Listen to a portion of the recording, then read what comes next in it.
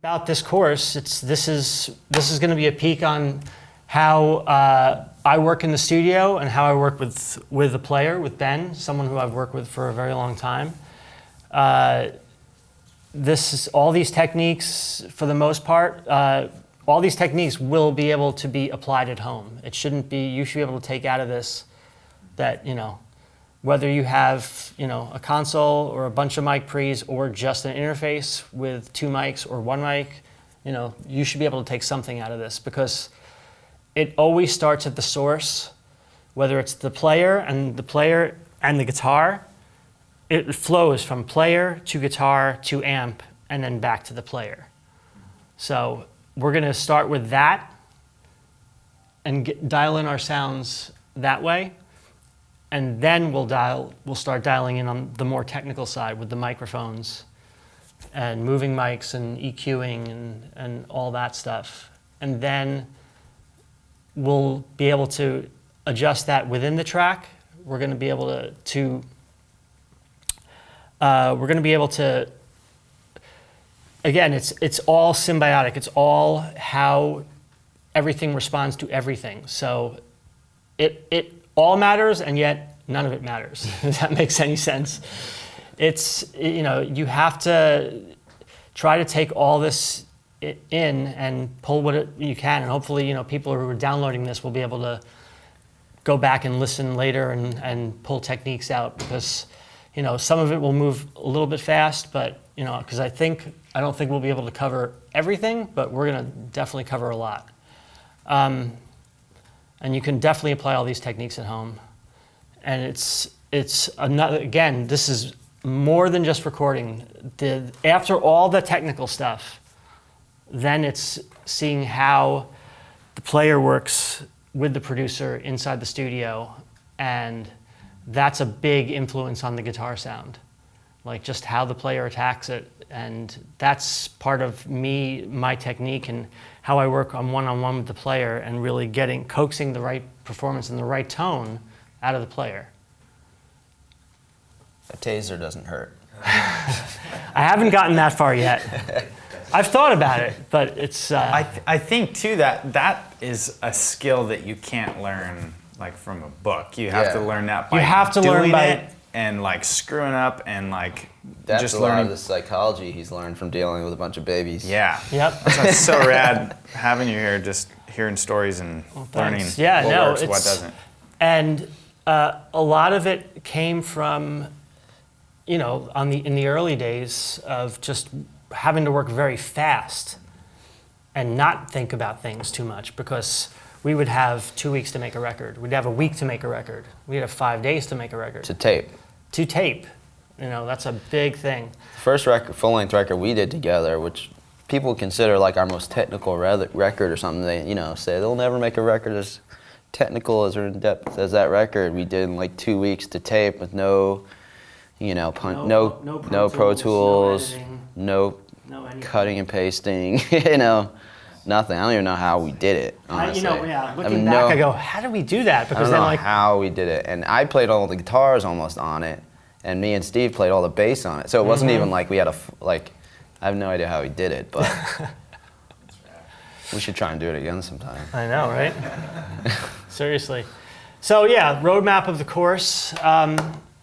So today we're going to get into, just before you start, getting everything ready and getting your things prepped, having your guitar in order. We're going to dive into that a little bit. Then choosing a guitar, and you can see we have actually Ben brought a few guitars, and then these guys were nice enough to procure some various types of, more of the standard types of guitars. Strats and Les Pauls and the like. So just going through and kind of like go through the different characteristics of each guitar, and knowing kind of like having a little bit of an idea of what you would try to pick for certain types of styles, or just based on the player. And then after we get the guitar after we choose the guitar, then we'll go through amps. We have 4 different heads that we're going to try and go through different characteristics of that. And then after the heads, but then on top of, with the heads, we also have 3 different cabinets and 3 different styles of cabinet. So it's the combination of the 2, picking the head and then finding this head and then maybe switching back and forth between the cabinets and seeing how the different cabinets affect the same guitar head and vice versa. And then also bringing the head after you do that into the control room environment, and then the further tweaking you do once you kind of get the tone, which I think is an interesting part of your process. It starts at the source, but then you're going to go away from the source and bring it into the studio side of things. This is our makeshift control room. And then continuously adjust. Yeah, it's a constant adjusting and tweaking, as you'll see. And then after the guitar tone, then we've got 4 different mics to choose from, and we're gonna go through the different characteristics of each mic and what that can bring to the sound, and then the combination of different mics, in some instances, how they can work with or against each other in a good and bad way. And then we'll dive into day 2. We'll be getting the final tones, and that will be applying the mic techniques that I'll be talking about and showing them in actual real theory, in actual practice, not just theory, and showing how mic position affects on the speaker, mic position affects the sound, and then the relationship between the microphones as far as phase and just proximity and all that, how that affects the tone and how you can adjust different sounds. And without even necessarily an EQ, because we don't really have, we have a little bit of EQ on the board, but for the most part, it's, a lot of the EQ is going to just be based on mic technique, mic position, and phase relation between the mics, how you make that work for you. And then that'll be our tone finally dialed in with everything. And then we'll be delving into tracking a little bit and punching in, meaning like inserting into the track, for those of you who don't know. And then also editing guitars after they're recorded and tightening up certain things and getting into a little bit of that. Then we'll deal with reamping, which is a technique of taking a direct recorded guitar and throwing it back out to the amp and getting a different sound to either replace or augment the sound that you already have. And then pre-mix, just really cleaning up your tracks and getting ready for editing. And then finally, I'll be dealing with a little bit of getting the guitar to sit right in the final mix, and the ultimate thing. Okay, so reoccurring themes through this course, and I will absolutely be going back to all of these throughout. The main theme is commit. Commit, commit, commit. I can't say it enough. I've gotten sessions with just way too many guitar tracks and guitar options for one guitar sound. To me, it's always about committing, getting the sound you want and saying, that's my sound. Not, in this day and age with Pro Tools and just playlists and all these plugins and all these options, and right, there's never get anything done. There's the danger of never being done. Yeah. And to me, there's a great power in just the simple act of committing and making a stand and going, that's my sound, and I'm sticking with it. And getting the tone you want in the beginning and not going, like I said, we're going to dive into reamping, but that's not necessarily, I'll show the technique, but it's not my general philosophy. My philosophy is, again, commit. It's get the tone you want at the beginning. Get it right at the source. Build on get the amp, get the guitar right, get the amp right, get the player playing right. Get the sound you want at the beginning, and everything should take care of itself from there, in theory. there's always instances where it doesn't work. You I mean, commit and then you go, yeah. you know, and the next which goes to the next thing. Don't be afraid to be wrong. Yeah, there's always like that kind of we'll fix it later thing. We'll fix it later. You can't really. Sometimes you do have to fix it later, but like I always feel like a good producer rarely says that. Ever. Yeah, no, we'll fix it later. Oh, we'll fix it later. We'll fix it later. Go out to lunch. I'll fix it. You know, I like, never say it. That's kind of, I think you're going down the wrong route if you start. Yeah, and you know, overusing there's plenty of guys that works for, and that's great. That's not what I do. That's not what I'm teaching. That's not what I'm bringing to the table. Sometimes you have to, depending on the players, depending on the scenario. Of course. But it's not But ideal. again, if you committing is, and I said, don't be afraid to be wrong. Especially,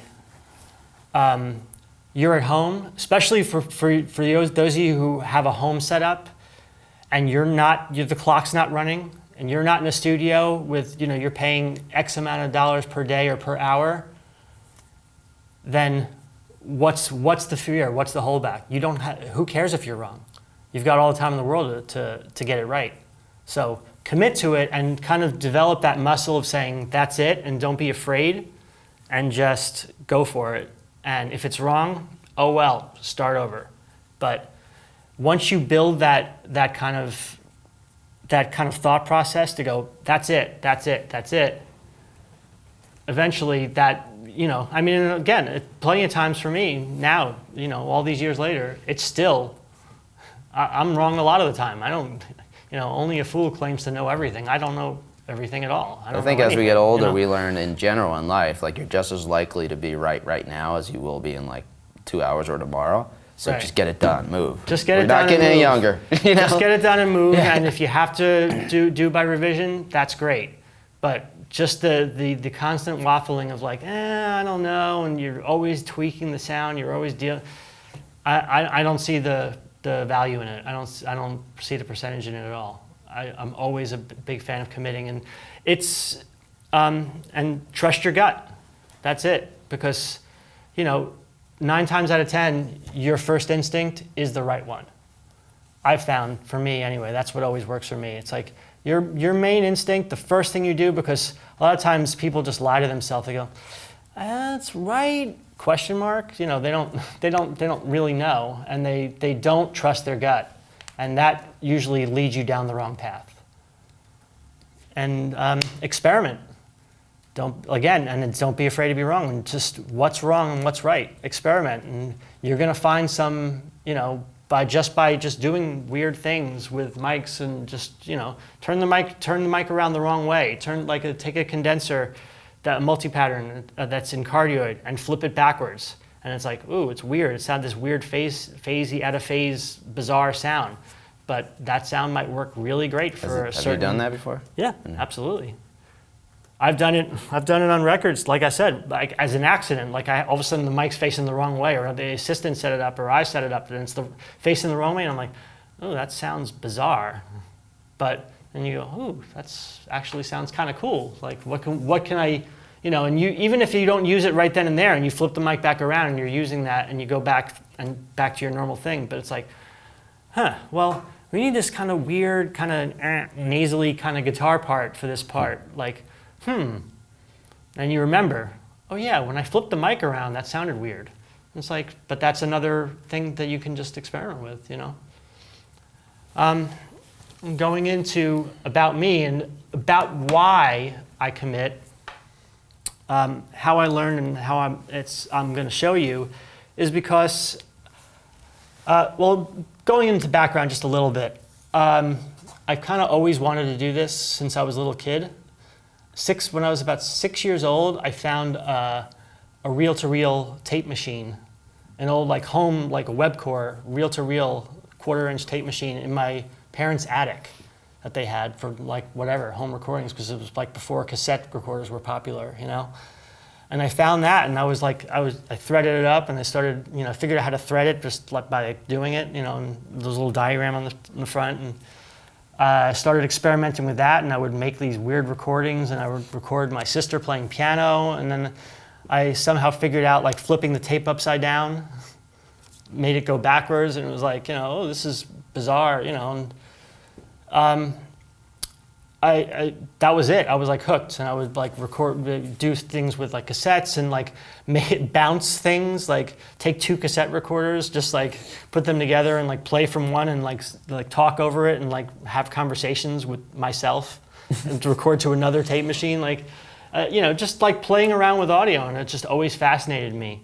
And then I was in bands, and I was the annoying guy in the band with the 4-track, always wanting to record my band and try to play and let's record that again. And like, oh, let me move the microphone. Let me, or even with the boombox, and like I would experiment with like recording my band with my cover band in high school with like a boombox, and like, oh, the best place to put the boombox is in the corner, and it sounds really good there. And like, I was always put a towel over it to dampen the sound because the sound was distorting the mic because we were playing too loud in the basement. Then I went from a 4-track and then my band had a little indie deal, and we had a little bit of money, and I got an 8-track set up, and I had a little 8-track. It was actually an 8-track cassette, a Tascam 8-track cassette recorder they had for a little bit, and a little mixer, and we were making like demos for my band. And then I started at a studio in New Jersey called Tracks East. His band was an awesome hair metal band from New Jersey, by the way. He doesn't never talk about it, but his hair was huge. His hair was huge. It was massive. Yeah. It really was. I mean, if you bought stock in hairspray in that year. No, never used hairspray, gel. Oh, okay. I used gel. I wasn't a hairspray guy. And then I started at a studio called Tracks East in New Jersey, and my band actually recorded our first record at Tracks East, and I was the guy, and it's so funny because I hate that guy. Yeah. I hate that, and it's usually, and I'm a bass player, and it's, for some reason, it's usually the bass players that are like most of the bass players are the studio guys for some reason. There's so many bass players I know who are engineers, it's crazy. But I was that guy, always over, like the Eric Rachel, the guy who owned Tracks East and who produced our first record. Like, I was the guy over his shoulder. And then I wound up helping him mix our first record manually, no automation, just riding the faders, And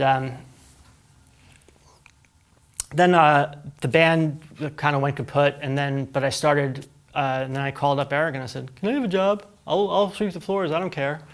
And that's how I started, really. And then it just started from there, and I was recording local bands.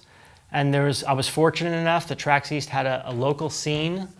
It was close to Rutgers University in New Brunswick, New Jersey. And there was a local hardcore punk and metal scene, and bands that would play right through there, bands at the Melody and the Court Tavern and the Roxy. And some of these bands wound up getting, small indie deals. It just kind of built from there. And then, on the hardcore side of things, the punk things, there's this band called Lifetime. They were local to the New Brunswick scene, and I wound up doing their first 7-inch single, and going from there, then there was really just same thing, Dead Guy, this band called Dead Guy, and they were a local band from New Brunswick. They were kind of noisy, it's kind of like noisecore, you want to call it. They were just really influenced by like Black Flag. Yeah, Black Flag, metal. Unsane was a big one. Metal, punk and metal kind of combined, but very noisy, a little avant-garde, kind of on the noise side of things. And they were local to New Brunswick. I did all their singles, their 7 inches, and then they got signed to the small indie label called Engine, and then we wound up doing this record called Fixation on a Coworker. And the label wound up not being able to pay the label. They didn't know how to run their label at all, and they wound up not being able to pay for the masters. So the mixed record sat in the tape vault at Tracks East for probably about 7 or 8 months. Wow. And then another label called Victory, which is a bigger hardcore label at Chicago,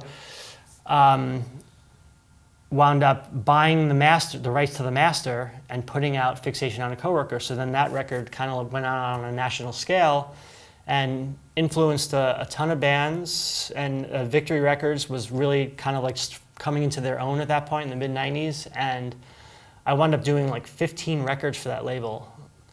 And, you know, Dead Guy brought me like, you know, Snapcase and Hatebreed and all this other stuff. And then Howard going to Dead Guy, which then led me to this guy. Out of nowhere, I see in the appointment book, I see it wasn't the Dillinger Escape Plan, it was actually Arcane. It says Arcane in the schedule book written down, Arcane, Ben Weinman with an S on it, which is how Eric used to write. He would just like, I wasn't really, I produced a few records, but I really was still more on the local side of things. And it was just, it wasn't that, oh, you hired me to produce the record. They just went to Tracks East and requested me. So it was just like, I was like the in-house producer. It's like, oh, we want to work with Steve. And then, so there was an S next to Ben's name. It's like, and that's how Dead Guy brought me Dillinger, because they loved the Dead Guy record and they wanted to work with me. And 18 years later, and 5 albums and Talk about commit. Yeah, tell me about it. But going to that, oh well, here's a picture of my studio now. It's a kind of combination analog and digital hybrid. I have a Control 24, which is just a digital control surface for Pro Tools, but I have an old Neotech Series 1 console that I used to get guitar tones up with, and also I mix through that, some analog. And then there's some of the outboard gear that I'm using, stuff from like Chandler Limited and Alan Smart, Ridge Farm, Universal Audio. So have all that, but again, like not everybody's going to have access to a lot of gear like that. So the techniques I'm going to show it'll still apply to everybody. No matter what that is, that's all great, but the principle's the same. It doesn't really, I love that, and that stuff sounds great, and it matters, but it doesn't matter, because again, it's all about the techniques that we're going to show you. And based on what I was saying about how I came up, and Tracks East was, obviously, it's in the 90s, and Tracks East was, we recorded to analog tape, to 2-inch analog tape, or to 8-track even still. We would do 8-track half-inch as well on certain budget things. But that's why you had to commit, because tape, that's it. There's no fixing it later. You know, you can punch in, just like you can punch in on Pro Tools, but you have to commit. And the other thing is you're limited, because you had, at that point, you had 24 tracks. That's it. And really, not even 24, really 22, because especially later when we were mixing off of tape with timecode that was running the automation on the console, so you're already losing a track there for timecode, and then the track right before 24, 23, because of crosstalk, there would be the time code would be bleeding onto the track, so you couldn't really use that one either, because you needed a buffer. So, you know, you're limited. We only had like 5 or 6 tracks, 7 maybe, to track guitar with, because, you know, the drums are going to take up anywhere from 7 to 12, maybe even 14 on some really elaborate setups. So you had very, very few options, and you had to commit. You had to get it right, and if you were going to punch in on something, there's no, like on Pro Tools, you have playlists, and you know, you can take multiple takes. It's like, oh, let's save this take, let's save this guitar take, and people do that, ask me that all the time. Let's just save that, let's do a new playlist, and let's save that guitar take. And I still, even though we have that, and that's great, always my first instinct will be like, why? Why are we doing it? Like, commit. Again, I go back to that same thing. It's like, you're not gonna, if you don't like it now, you're not gonna like it. You're not gonna like it a half an hour from now. You're not gonna like it tomorrow. You're never gonna go back to that. You know, I would say It's so rare. I would say one in 100 times, you'll actually go back and go, let's go back to that other take. Nope. Get it right. Do you like it? You can definitely wait till you're so exhausted that you'll convince yourself you like it. Yeah, absolutely. But that's probably not a good option either. Absolutely. You just, it's always like that. And then the same thing for when we're delving into guitar pedals and stuff like that. I'm a big proponent of printing guitar effects.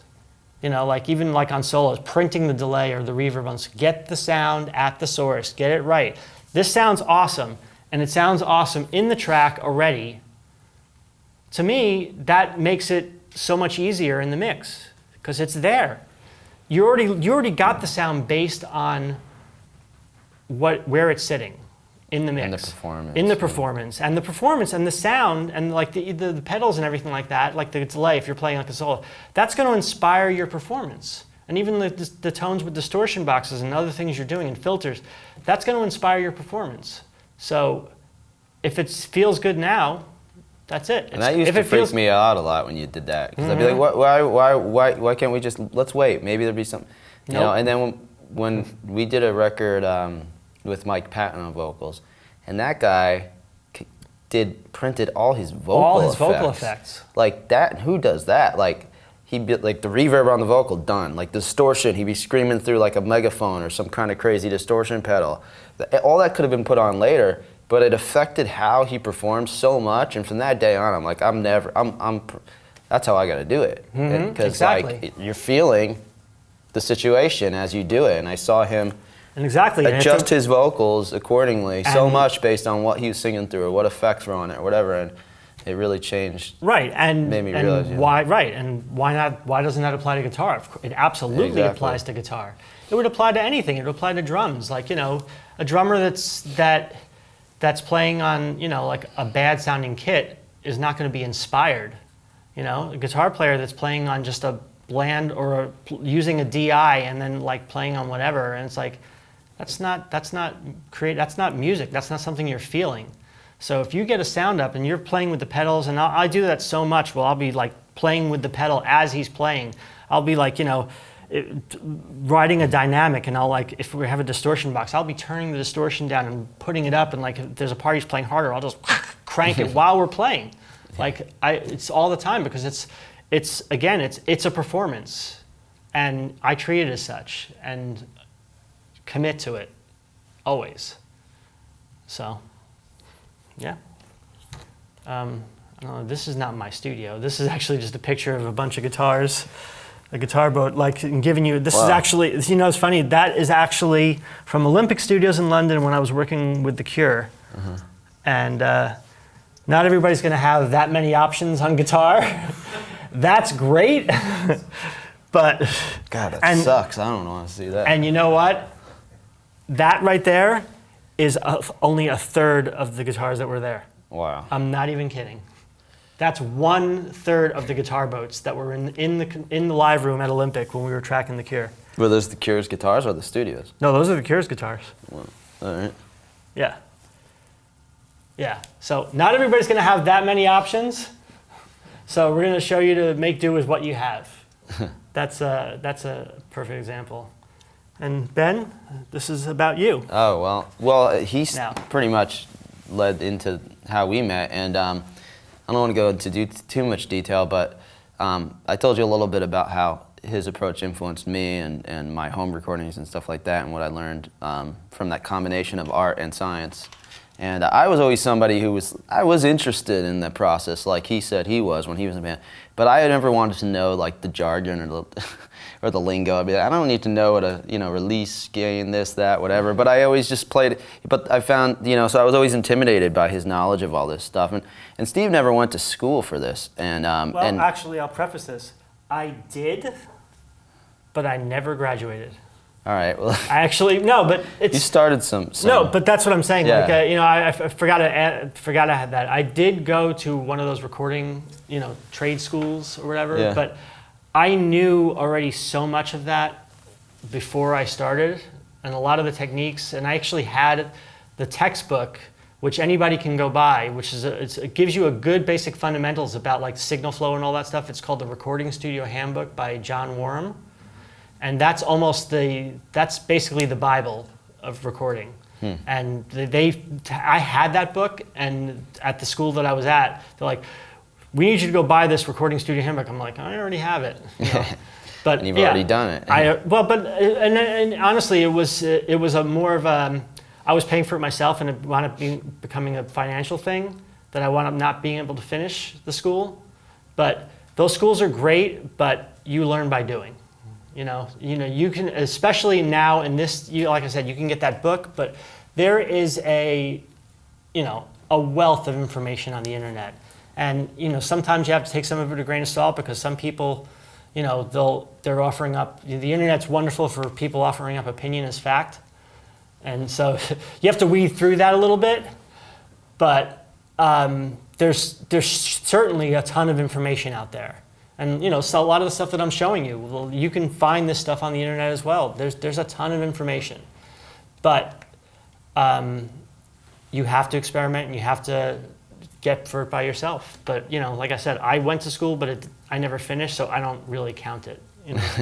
My school was my 4-track, my 8-track, and Tracks East. That was my school. Hard Knocks. Yeah, but anyway, sorry. Well, no, but I mean, like I always felt that we kind of ended up having kind of the same philosophies and approaches, even if I didn't know technically exactly how it was being done. So I thought it was a good combination when we worked together. But going back to how we met, I don't want to get too into that side of things, but the fact is that he was making the records in my area that sounded really good. The bands that were the hardcore bands and the punk bands that I was into, their records sounded horrible. And you just assume, well, they don't have huge budgets. And then when I'd hear a record that Steve did, they probably didn't have a huge budget, but it sounded real. That's all I was like, this sounds like a real band, like a real recording, like a money band, And so that's how I judged it. I was like, I want to go to the guy that makes the records that sounds real, like sounds like a real adult record label band that sounds good. So I called up and asked for Steve because he was on the back of the CDs I liked. It was that simple. And started working with him. And I think that's something as artists and as producers that you should pay attention to. When you see how the people that made it, how they look at their path of how they got where they got. So for instance, if you want to say, okay, Nirvana, it's very easy. You can see their path. They may have not realized what they were doing, but you can very easily go back and backtrack their path. Like Kurt Cobain was a fan of the Melvins, and he found out where the Melvins made their records. So he went there, and that guy had the ear of the record label. You know what I mean? Went to Jack and Dino. And that guy was doing a lot of stuff for the Sub Pops, like you were doing for Victory, and the label we ended up signing to was a label that he had worked for and done records for. So maybe that helped bring exposure to us. And all these little decisions along the way get you where you're going as an artist. But unlike, I think it's still very important to think about geographical location and what's going on scene-wise around where the producer is or where you're making records, because I think that's a really good way to kind of differentiate yourself and create a niche for yourself. So I think it is really important with whatever you're showing them today for everyone to really consider the fact, like, what's going on in your area, how can you be unique? How can you bring something to the table so that people say, I want something that sounds like that, I'm gonna go to that guy, because of that, because I like the bands they make, and I like the style, and I like the vibe, and it has a feeling of that area and that scene. And I think even in this day and age where everyone can use the same plugins and watch the same YouTube tutorials and use the same gear and work remotely, it's important to still have that philosophy in order to bring something new to the table and stand out. So. And that's what I've always been about with my whole career musically, and how we've worked together, is just continuously branding yourself as something unique by not worrying about the trends and just really constantly evolving and experimenting. So hopefully that's why I'm here with you today, I guess, to help you out with what you need. So